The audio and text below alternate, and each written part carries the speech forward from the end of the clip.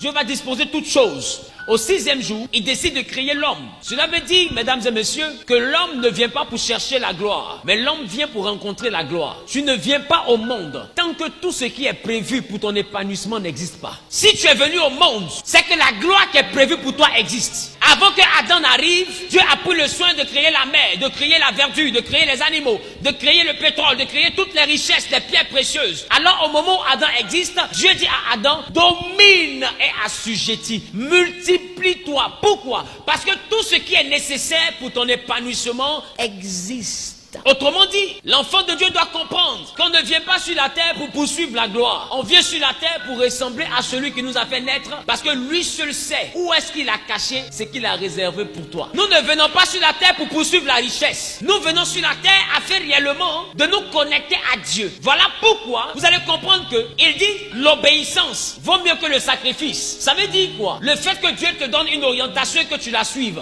ça a plus de valeur que tout le travail que tu effectues. En réalité, laisse-moi te dire, quand tu te lèves le matin, que tu vas au travail, que tu bosses dur, c'est un sacrifice. Lorsque tu sors et que tu essaies de fournir des efforts, tu te débats pour réussir, dis à ton maître, ce sont des sacrifices. Mais est-ce que ces sacrifices ont porté fruit? Après tous ces sacrifices, qu'est-ce que tu as pu réaliser? Et c'est là que je veux t'envoyer à réaliser qu'au lieu de te battre, il y a une volonté que tu aurais dû chercher à savoir. Si tu avais connu cette volonté-là, il y a des batailles dans lesquelles tu n'allais pas rentrer. Il dit, il connaît les projets qu'il a formés pour toi. Ce sont des projets de paix et non de malheur, afin que tu aies un avenir et de l'espérance. Ça veut dire qu'en réalité, un véritable enfant de Dieu ne cherche pas à courir après la gloire, mais un véritable enfant de Dieu qui cherche la gloire, cherche plutôt à obéir à Dieu, parce que c'est Dieu qui a les projets pour nous. Ce n'est pas nous-mêmes qui avons les projets pour nous. C'est pas nous qui décidons de nous marier, c'est pas nous qui décidons de devenir riches. C'est l'Éternel qui décide que... Ton mariage ne dépend pas de ta prière. Vous voyez, lorsqu'ils ont posé la question à Jésus de savoir qu'est-ce qu'il disait en ce qui concerne la polygamie, et ils lui ont dit, nos patriarches ont eu plusieurs femmes, Abraham, Isaac et tout ça, mais toi, qu'est-ce que toi tu dis sur la polygamie? Et Jésus va dire, il n'en était pas ainsi au commencement. Au commencement, Dieu avait fait un homme ou une femme. Donc je veux t'envoyer à comprendre une chose. Lorsque tu es en train de prier pour entrer dans le mariage, je veux te dire aussi qu'il n'en était pas ainsi au commencement. Au commencement, quand Dieu a créé Adam, c'est pas Adam qui a dit à Dieu, je veux me marier. C'est Dieu lui-même qui a dit à Adam, il n'est pas bon que l'homme soit seul, je lui ferai une aide. Ça veut dire que le mariage, Dieu le fait rentrer dans ta vie quand il te sent prêt. C'est pas à toi de courir après le mariage, mais la chose que tu dois faire, c'est de t'apprêter pour recevoir le mariage. Aussi longtemps que tu n'es pas encore prêt, aussi vieux que tu penses être, tu ne rentreras pas dans cette grâce. Il dit, le premier Adam était une âme vivante, mais le deuxième Adam, lui, était un esprit vivifiant. Et c'est là-dessus que je veux appuyer mon propos ce soir. Je veux t'envoyer à comprendre que tu dois devenir un esprit. Mon problème, c'est que tu viens à l'église, mais tu es encore resté une âme vivante. Tu viens à l'église, mais tu es encore resté une âme vivante. Je veux te dire que l'âme est dans le sang. Et l'âme de la chair étant dans le sang, c'est cette substance-là qui permet au corps de se mouvoir. Ça veut dire quoi? Aussi longtemps que tu restes une âme vivante, tu tomberas malade. Aussi longtemps que tu restes une âme vivante, tu souffras. Aussi longtemps que tu restes une âme vivante, tu connaîtras la douleur. Aussi longtemps que tu restes une âme vivante, il y a des choses que tu ne pourras pas atteindre. Pourquoi? Parce que l'âme contrôle le corps. Or, c'est le corps qui tombe malade. C'est le corps qui souffre. L'esprit ne souffre pas. Voilà pourquoi, lorsque nous quittons le corps, nous sommes dans une liberté. La douleur est dans le corps. Vous voyez que celui qui a mal à la dent, il se tord de douleur, vrai ou faux? Mais dis-moi, quand tu réussis un temps soit peu à dormir, est-ce que tu ressens la douleur? Mais c'est à quel moment tu ressens la douleur? Quand tu te réveilles. C'est-à-dire, au moment où tu dors, tu ne ressens plus de douleur. Mais pourquoi tu ne ressens plus de douleur? Parce qu'au moment où tu dors, ton corps est désactivé. Et quand ton corps se désactive, le mal existe toujours, mais la douleur du mal n'existe plus. La maladie existe toujours, mais sa douleur n'existe plus. En réalité, la douleur existe lorsque tu rentres dans le corps. Lorsque tu vis par le corps, tu commences à sentir des douleurs. Mais quand tu quittes ton corps et que dans le sommeil, ton corps ne bouge plus, alors tu ne sens plus de douleur. Oh, la carie est encore là. Mais il faut que tu reviennes dans la dimension de l'âme, dans la dimension du corps, pour que la douleur refasse surface. Aussi longtemps que tu n'apprends pas à dominer ce que je suis en train de t'expliquer, il y a des dimensions que tu ne pourras pas atteindre dans la vie. Il dit le premier Adam est une âme vivante. Et si tu es une âme vivante, alors on peut te limiter. Si tu es une âme vivante, alors on peut te capturer. Si tu es une âme vivante, alors on peut te bloquer. Parce que écoute-moi bien, ce qui est une âme est physique. Et tout ce qui est physique, on peut attraper. Mais ce qui est spirituel, on ne peut pas attraper. Voilà pourquoi Jésus a dit à Nicodème, celui qui est né de nouveau est un peu comme le vent. Il souffle, on ne sait d'où il vient, ni où il va. Donc quand tu es né selon l'esprit et selon la chair, la Bible dit que tu deviens comme le vent. Or le vent, tu le sens, mais tu ne peux pas l'attraper. Alors quand tu deviens un esprit vivant, bien aimé, je veux te dire que tu es inarrêtable. On t'attrape en haut, tu passes en bas. On t'attrape en bas, tu passes à gauche. On t'attrape à gauche, tu passes à droite. Tu es inarrêtable. C'est parce que tu es encore resté une âme vivante que l'ennemi sait comment te maîtriser. C'est parce que tu es resté une âme vivante qu'ils savent comment bloquer tes affaires. C'est parce que tes activités sont encore dans la chair. C'est pourquoi l'ennemi sait comment les bloquer. Mais si tu rentres dans la dimension de l'esprit vivifiant, personne ne sera capable de te limiter. Personne ne sera capable de t'arrêter. Personne ne sera capable de te stopper. Celui qui se lève, qui dit Amen bien, je prophétise qu'il ne soit plus jamais une âme vivante, mais qu'il devienne un esprit vivifiant. Je suis venu dire à quelqu'un que lorsque tu restes encore une âme vivante, tu annules le travail de Jésus dans ta vie. Celui qui reste une âme vivante annule le travail de Jésus dans sa vie. Va dire à Cléry Césaïe qui a dit ça. Il n'est pas gros. Jean chapitre 1er, verset 12. La Bible dit à tous ceux qui l'ont reçu, à ceux qui croient en son nom, elle a donné le pouvoir de devenir enfants de Dieu, lesquels sont nés non du sang, ni de la volonté de la chair, ni de la volonté de l'homme, mais de Dieu. Ça veut dire quoi? Ça veut dire que lorsque nous sommes enfants de Dieu, ce qui tue le corps ne nous touche pas. Ce qui touche le sang ne nous touche pas. Ce qui touche les hommes ne nous touche pas, mais c'est ce qui c'est ce qui touche Dieu, c'est ce qui peut nous toucher. La Bible dit la nouvelle naissance de laquelle nous parlons, elle ne concerne pas le sang. Ça veut dire quoi? Lorsque tu nais de nouveau en Christ, ce qui fatigue le sang ne te fatigue plus. Alors s'il y a la malédiction dans le sang, s'il y a les démons dans le sang, s'il y a des pactes sataniques dans le sang, s'il y a des alliances bizarres dans le sang, quand tu vis dans l'esprit, tout ce qu'il y a comme malédiction dans le sang est annulé. Ça veut dire quoi? Ce qui fatiguera ta famille ne peut jamais te fatiguer parce que tu n'es plus dans le sang de la famille. Qui me dit Amen? Voilà le problème que j'ai avec toi. C'est que tu cries le nom de Jésus, mais tu as encore une âme vivante. C'est pourquoi le problème de la famille est encore ton problème. La maladie de la famille est encore ta maladie. Personne ne se marie, toi aussi tu ne te maries pas. Personne ne travaille, toi aussi tu ne travailles pas. Personne n'évolue, toi aussi tu n'évolues pas. Parce que la maladie des hommes de la famille est aussi ta maladie. Or la Bible dit, quand tu acceptes vraiment le Seigneur, tu n'es plus né selon la volonté des hommes. Ça veut dire quoi? Ce qui arrive aux hommes ne t'arrive pas. Quand tu es né selon la volonté de Dieu, ce qui arrive même à ta nation ne t'arrive pas. Regardez ce que Dieu dit à Jérémie. En Jérémie chapitre 1, le verset 10. Il dit à Jérémie, regarde, je t'établis aujourd'hui sur les nations et sur les royaumes ce que tu arracheras et que ce que tu arraches et que tu abats. Non, pour que plutôt tu arraches et que tu abattes. Pour que tu ruines et que tu détruises. Pour que tu bâtisses et que tu plantes. Mais il dit, je t'établis aujourd'hui sur les nations et sur les royaumes. Ça veut dire que quand tu es un enfant de Dieu, tu n'es pas dans la nation, tu es sur la nation. Donc s'il y a la famine dans la nation, ce n'est pas ta famine, c'est la famine de la nation. Mais toi dans ta maison, il n'y a pas de famine. Je suis venu annoncer à quelqu'un que même si tout le monde pleure dans ce pays, même si la situation est difficile dans le monde,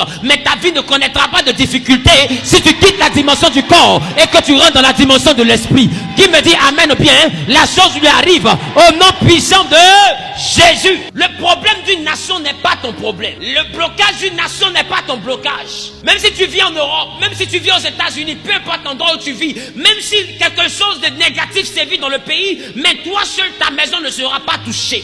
Dieu prophète, donne-moi un exemple. Voici un homme qu'on appelle Isaac en Genèse 26. La Bible dit que Isaac arrive à Guérar. Et quand il arrive à Guérar, il est dans une période de famine. Tout le pays est dans la famine. Donc normalement, tout le monde manque de nourriture. Tout le monde manque de tout. Tout le monde manque réellement de vivre. C'est compliqué. Quelqu'un dit c'est compliqué. Mais pendant que le pays était dans la famine, la Bible dit que Isaac est allé au champ. Mais j'imagine les gens en train de se moquer d'Isaac. Est-ce que toi-même tu es normal? On dit ton papa c'est Abraham. Il a voyagé parce qu'il a entendu une voix. Mais j'ai l'impression que votre famille là vous étiez vraiment fou. Parce que... on dit il pleut pas, toi tu vas au champ. Tu as fait quoi là-bas? Ou bien si tu plantes, tu as craché pour que ça pousse. Le sol est sec. Celui qui connaît le champ ne va pas au champ quand il pleut pas. Et pendant que tout le monde ne va pas au champ, toi Isaac, toi tu pars au champ. Mais la Bible dit, là où il y avait la famine, ça veut dire que tout le monde s'appauvrissait. Mais pendant que les hommes s'appauvrissaient, la Bible dit la même année, Isaac a moissonné le centuple de ce qu'il avait semé, car l'Éternel l'avait béni. Et cet homme devint riche. Voilà la partie qui me fait peur. La Bible dit, cet homme devint riche. Et il alla s'enrichissant de plus en plus jusqu'à devenir fort riche. Genèse chapitre 26, à partir du verset 12, avait dit, Isaac sema dans ce pays et il recueillit cette année, c'est l'année de la famine où il pleut pas là. Il a recueilli cette année-là le centuple jusqu'à ce, car l'Éternel plutôt le bénit, cet homme devint riche à partir de cette année de famine et il alla s'enrichissant de plus en plus jusqu'à ce qu'il devint fort riche. C'est-à-dire que où les gens s'appauvrissaient jusqu'à devenir fort pauvres, lui il allait s'enrichissant jusqu'à devenir fort riche. Parce que le problème de la nation n'était pas son problème. Arrête de dire les temps sont durs. C'est ta parole qui est en train de te tuer. Je vais te démontrer ça ce soir. Un homme réellement qui ne vit pas dans la chair ne confesse pas ce que la chair subit. Quand tu confesses ce que la chair de tout le monde subit, alors tu vis dans la chair. Parce que tel tu parles, tel tu seras. C'est la parole qui te met dans la chair et c'est la parole qui te met dans l'esprit. La parole est la seule arme qui te rend spirituel ou qui te rend charnel. Tout dépend de ta parole. La Bible dit, le premier Adam est une âme vivante, mais le deuxième Adam est un esprit vivifiant. Nous avons tous des corps et dans le corps il y a l'âme. Mais il dit, pendant que l'âme existe, le deuxième Adam, lui, il est un esprit vivifiant. La chose qui m'interpelle, c'est qu'il ne dit pas, il est un esprit vivant. Normalement, il devait dire, le deuxième Adam est un esprit vivant. Parce que la première fois, il a dit une âme vivante. Donc, il devait dire un esprit vivant. Mais il dit un esprit vivifiant. C'est quoi vivifier? Vivifier, c'est la capacité à pouvoir donner la vie. Ça veut dire qu'en réalité, pendant que le premier Adam a une situation de mort dans sa vie qui ne peut pas changer, le deuxième Adam, même qu'il y a une situation de mort, il a la capacité de changer cette mort-là en vie. Ça veut dire que là où il y avait un blocage dans la vie du premier Adam, que lui ne pouvait pas résoudre, la vie du deuxième Adam peut résoudre le blocage que le premier Adam ne peut pas résoudre. Parce que le deuxième Adam, il a la capacité d'envoyer la vie, il a la capacité d'envoyer la solution, il a la capacité de résoudre un problème, il a la capacité de changer la malédiction en bénédiction, la maladie en guérison, la limitation en déblocage au nom de Jésus. Le deuxième Adam a un pouvoir, c'est qu'il peut donner la vie à ceux qui ne vivaient pas. C'est pourquoi je suis en train de te dire que si ton commerce est mort, si tes finances ont séché, si tes affaires ont séché, si tu deviens un esprit vivifiant, tu pourras toi-même donner la vie à tes activités, tu pourras donner la vie à ton commerce, tu pourras donner la vie à ton foyer. Qui me dit amen, la chose lui arrive. Et bien aimé, ça me fait penser également à l'histoire d'un homme qu'on appelle Ézéchiel. La Bible dit en Ézéchiel chapitre 37, le verset 3, la Bible dit, il me dit, c'est l'Éternel qui parle à Ézéchiel. La Bible dit, Dieu le transporte dans un endroit, dans une vallée où il voit des ossements. Regardez à partir du verset 1, la Bible dit, la main de l'Éternel fut sur moi et l'Éternel me transporta en esprit et me déposa dans le milieu d'une vallée remplie d'ossements. Il me fit passer tout auprès d'eux et autour. Et voici, ils étaient fort nombreux à la surface de la vallée et ils étaient complètement secs. Et il me dit, fils de l'homme, ces eaux pourront-ils revivre? Je répondis, Seigneur éternel, tu le sais. Et il me dit au verset 4, prophétise sur ces eaux et dis-leur, ossements desséchés, écoutez la parole de l'Éternel. Ézéchiel est face à un problème, c'est qu'il y a les eaux devant de lui. Maintenant regardez, est-ce que Dieu parle ou il parle pas? Je vais te montrer un peu c'est quoi le caractère, le comportement de celui qui est un esprit vivifiant. Dieu parle, la preuve en est qu'il est en train de parler à qui? À Ézéchiel. Il lui pose des questions, mais dites-moi, est-ce que Dieu lui-même ne pouvait pas dire, ossements desséchés, levez-vous? Dieu pourrait le dire ou pas? Mais au lieu de me demander si ça peut vivre, fais vivre en même temps. Et c'est ça ton problème. Tu ne remarques pas que Dieu parle beaucoup de ta gloire, mais il ne règle pas le problème. À chaque fois il te dit, tu seras une puissante femme d'affaires, mais tu es dans la galère. Et il envoie les gens pour te parler. Mais au lieu de envoyer les prophètes pour te parler, là, c'est pas mieux. Il va descendre dans ta vie, il va tout résoudre en même temps. C'est pas mieux. Est-ce qu'il peut pas faire ça pour Ézéchiel? Mais il n'a pas fait. Il laisse le problème et puis parle à Ézéchiel. C'est comme ça que Dieu laisse le problème de ton foyer et puis te montre des songes de gloire. Il envoie des prophètes pour dire ça va aller. Mais au lieu de me dire ça va aller, faut faire ça aller en même temps. Il parle, hein, mais il préfère te parler. Il parle pas à ton problème. Il préfère te parler. Pourquoi? Parce qu'en réalité, il sait que si tu as reçu, si tu es vraiment à l'image de Christ, alors tu es un esprit vivifiant. Or, un esprit vivifiant est un esprit qui donne la solution. Ça veut dire qu'en réalité, Dieu, il te parle pour que toi, tu parles à la situation. Alors, je vais dire à quelqu'un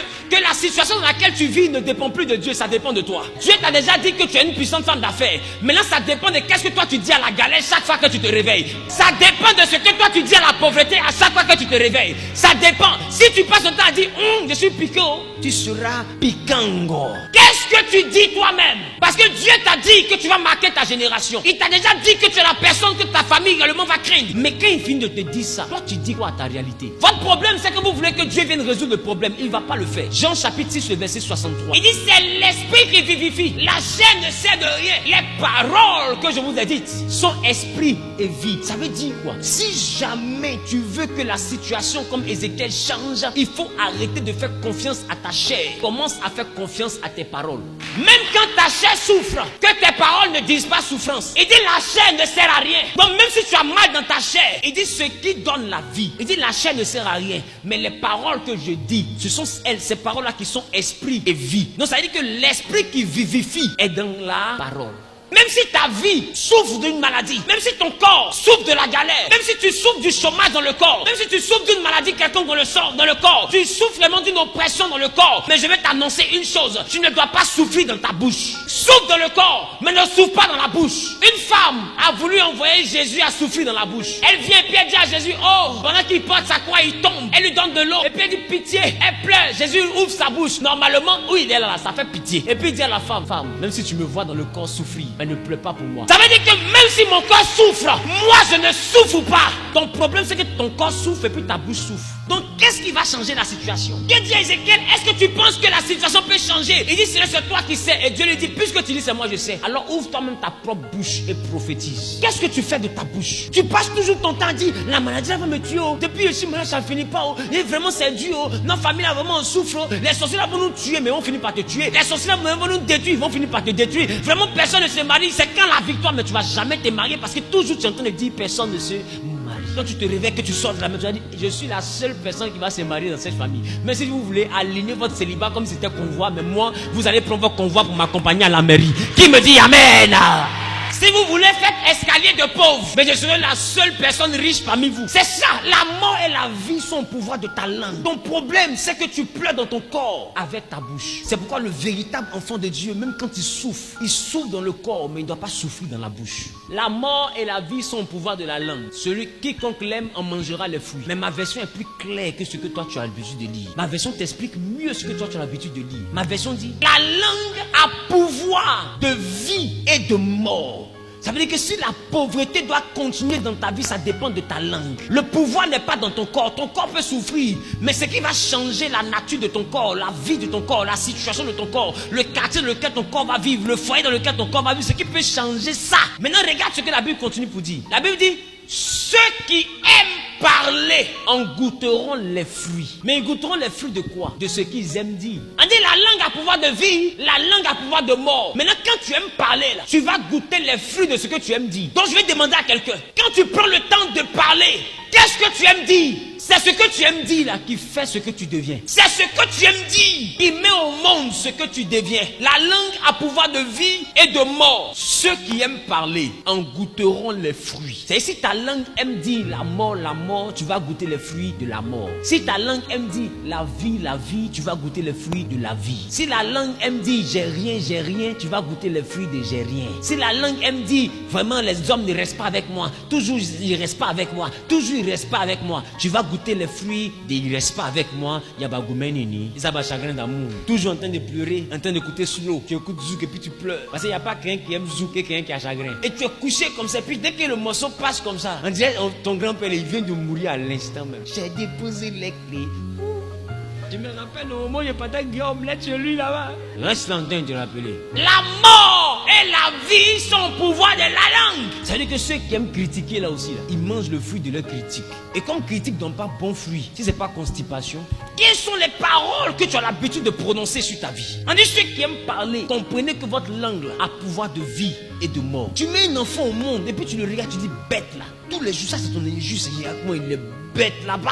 Vaurien. Toi, t'es 9 mois. C'est vaurien, tu mets sur lui. Tu ne sais pas que l'esprit qui donne vie à les choses est dans ta bouche. Souvenez-vous que rien n'existait. Pour que les choses commencent à exister, il a fallu que Dieu parle. Quand Dieu a parlé, les choses ont commencé à se créer. Ça veut dire que si Dieu t'a donné la parole et il a donné des cris aux animaux, il y a une différence. Les animaux ne parlent pas, les animaux ont des cris. On a vu ça à l'école primaire. Mais si nous on parle et puis eux ils crient, même quand le perroquet essaie d'imiter, mais il ne parle pas, l'homme est le seul qui parle. Donc si les animaux ont des cris et que l'homme a la parole et que Dieu dit l'homme est mon image, mais que les animaux ont un corps, l'homme a un corps, les animaux viennent de la poussière, l'homme aussi a une partie poussière, mais Dieu dit tu es son image. Mais comprends que si tu es son image, c'est juste à cause de la parole que tu as. La parole est la chose qui fait de toi l'image de Dieu. Qu'est-ce que toi tu fais de ta parole? La langue que Dieu t'a donnée changera ta vie et cette même langue va compliquer ta vie. Qu'est-ce que tu as l'habitude de dire avec ta langue? Non, moi là j'échoue toujours, j'ai jamais la chance, j'ai jamais la chance. toujours c'est dans ta bouche. J'ai jamais la chance. Arrête de dire le négatif dans ta vie. La mort et la vie dépendent de ce que tu as l'habitude de dire.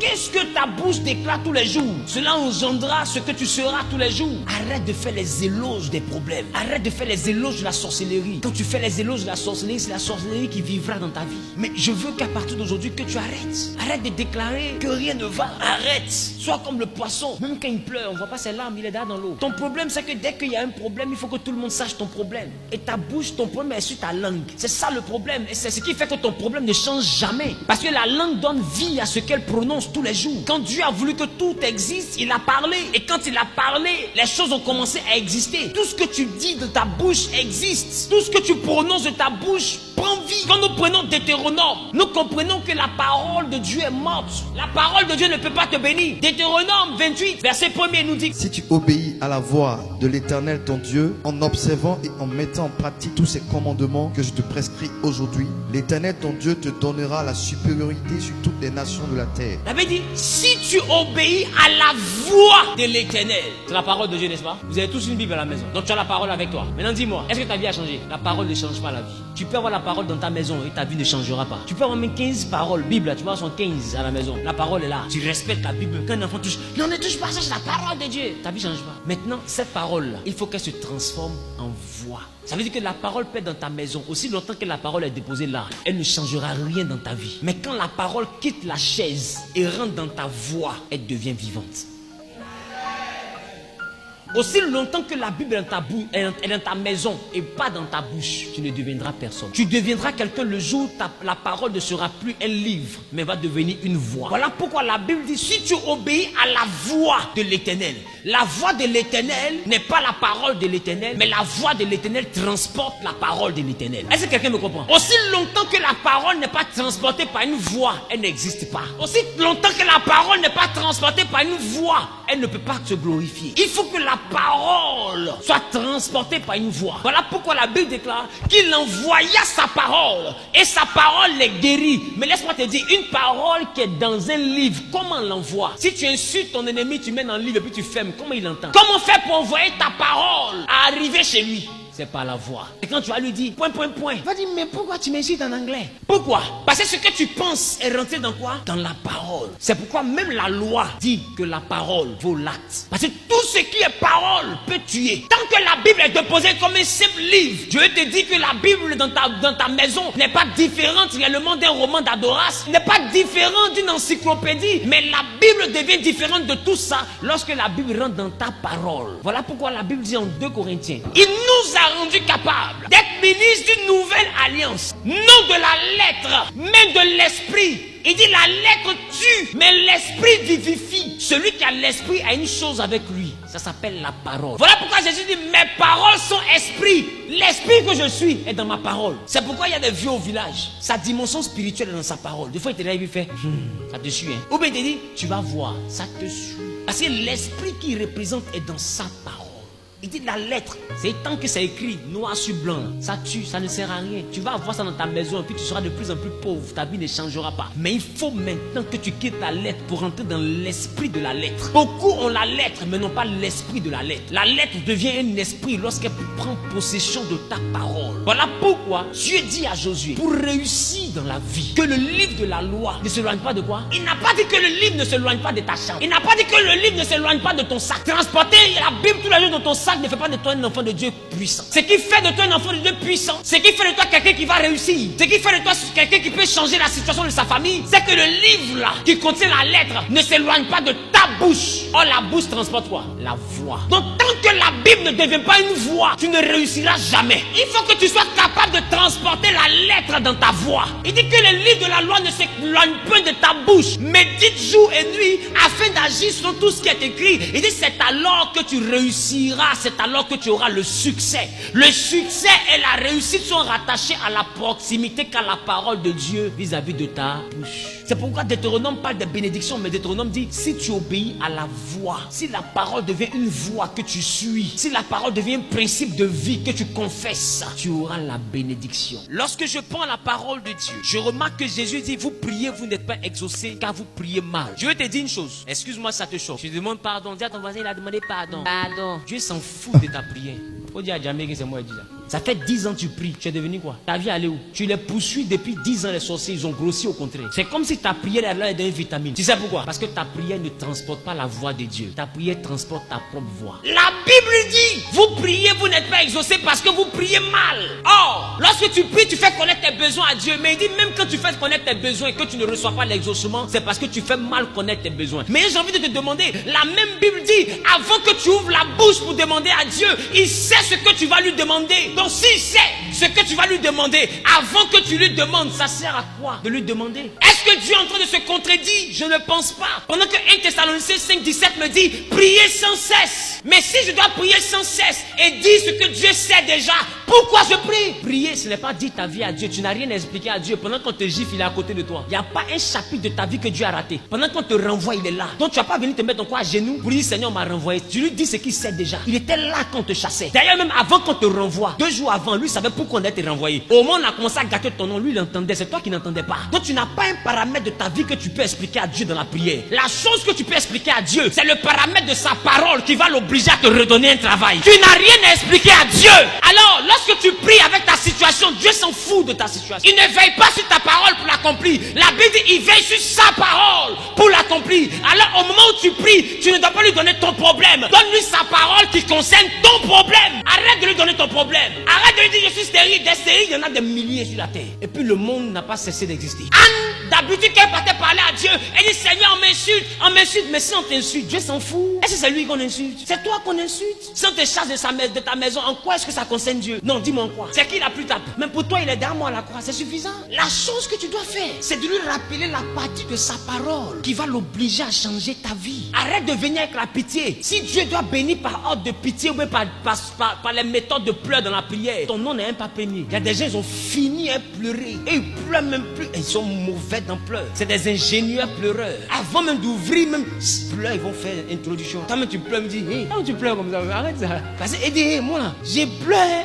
Et puis tu penses qu'elle s'amuse, mais quand elle démarre ses pleurs, toi même tu comprends que si on doit choisir à partir des pleurs, là, ça commence pas sur toi. Arrête de vouloir faire pitié. Je vous dis et je vous répète et je l'assume. La pitié n'est pas dans cette salle. Ici là, la pitié n'est pas ici. Dieu voit l'homme qui fait pitié. Un jour Dieu va permettre, tu vas voir. Il y a des gens qui sont arrêtés, puis tout là, tu peux compter ses os. Il n'a pas mangé depuis 3 jours, 4 jours. Ça c'est la pitié. La pitié n'est pas ici. Il y a des gens qui sont couchés dans les hôpitaux, jusqu'à un côté pourri, on le soulève pour le mettre sur un autre côté. Pense que la pitié est ici. La pitié n'est pas ici. Si Dieu doit bénir par ordre de pitié, il commence là-bas. Maintenant, qu'est-ce qu'il fait qui va laisser ceux qui font pitié pour commencer à s'intéresser à ton problème? C'est sa parole. Arrête de vouloir pleurer devant Dieu. Non, Seigneur, je souffre. Même Jésus, quand il a pleuré, Dieu l'a pas exaucé. Il arrive au tombeau de Lazare et puis il pleure. Tout le monde dit, oh, funérailles, il a un chic. Le Seigneur lui-même, il pleure. On veut suivre les larmes de Jésus. Après, il dit, Père, je prie, pas pour moi, mais pour ceux-là, afin qu'ils sachent que tu m'as envoyé. Mais est-ce que ce que Jésus venait de dire, c'est un verset biblique ou pas? Si. La Bible dit, un fils nous a été donné, on l'appellera Emmanuel. Donc Jésus est en train de dire, en réalité, si je te demande de réveiller Lazare, c'est pour que tu leur montres que la prophétie que tes prophètes ont déclarée était vraie. Jésus a coincé le Seigneur.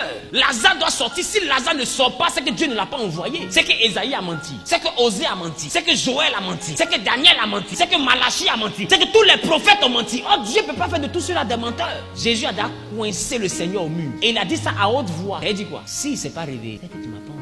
Si c'est pas réveillé, c'est-à-dire que tu n'as jamais parlé à Isaïe. Isaïe c'était un menteur. Elle dit que Joël était un menteur. Amos était un menteur. Malachie était un menteur. Et quand Jésus ouvre la bouche et puis dit Lazare sort, Dieu est obligé de faire sortir Lazare.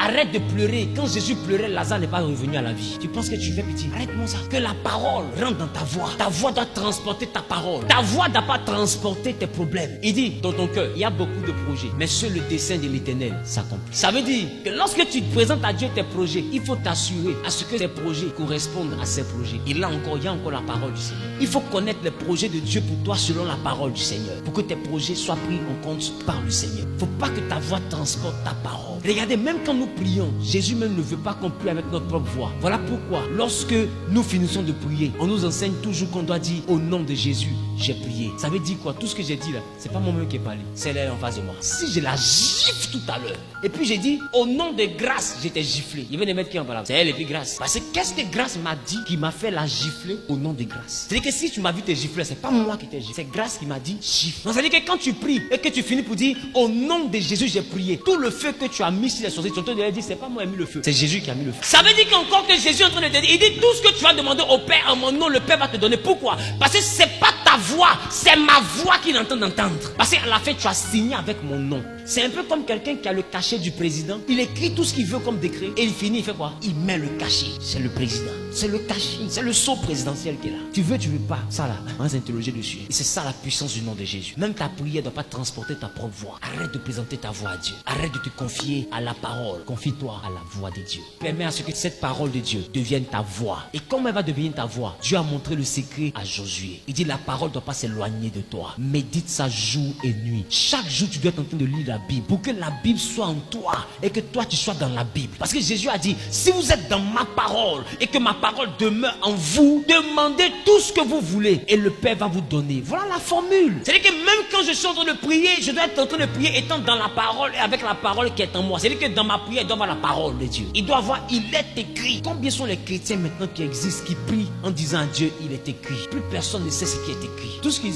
savent faire, c'est Seigneur, je souffre. Seigneur, change ma situation. Mais qu'est-ce qui est écrit pour que ta situation change? Je veux qu'on prie aujourd'hui pour que tu aies de l'autorité dans ta voix. Je veux qu'on prie aujourd'hui pour que ta parole devienne esprit et vie. Alléluia.